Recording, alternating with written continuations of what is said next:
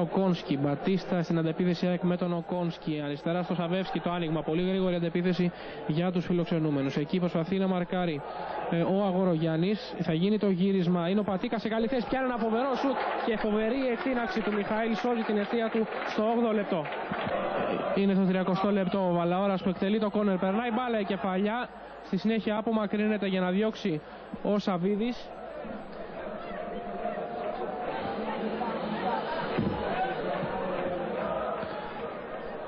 Μπάραν, Γκαλίτσιος, Δραγκόλοφ. Έγινε το λάθος και θα πάρει ο Πατίκας. Κάρας για τον Μπάραν και πάλι Κάρας σε καλή θέση αυτός. Ανοίγει δεξιά στον Μπάραν. Γίνεται η πάσα από τον Χατζή τελικά πίσω στον Οικονομόπουλο.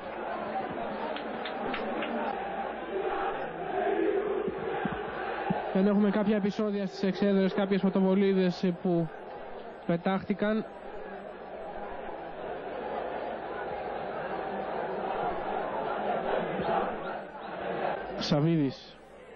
Σαβίδης για τον Πατίκα. Είναι μόνος του με τον Μιχαήλο Πατίκα. Στα πλασάρι και θα χάσει φοβερή ευκαιρία για την ΑΕΚ.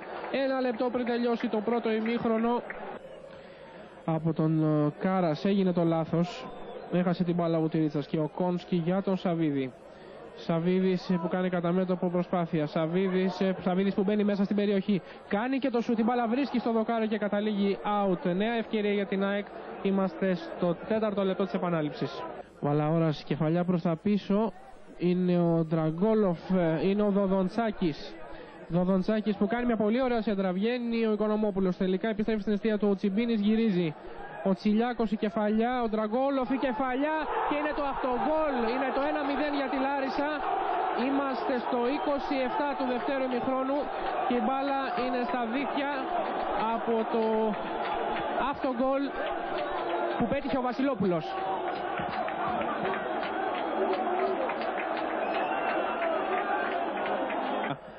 Παπαϊωάννου. Έγινε το λάθος. Βγαίνει ο Πατίκας και ο Μιχαήλ που θα διώξει τελευταία στιγμή από το λανθασμένο γύρισμα του Αγορογιάννη. Και να τώρα ο Βαλαώρας μόνος του μπροστά. Πολύ γρήγορο ρυθμό στο παιχνίδι. Γίνεται το μπέρδεμα. Διώχνει ο Οικονομόπουλος με τα πόδια. Στο πλάγιο Δραγκόλοφ. Βαλαώρας. Χατζής. Θα πάρει ο Δραγκόλοφ.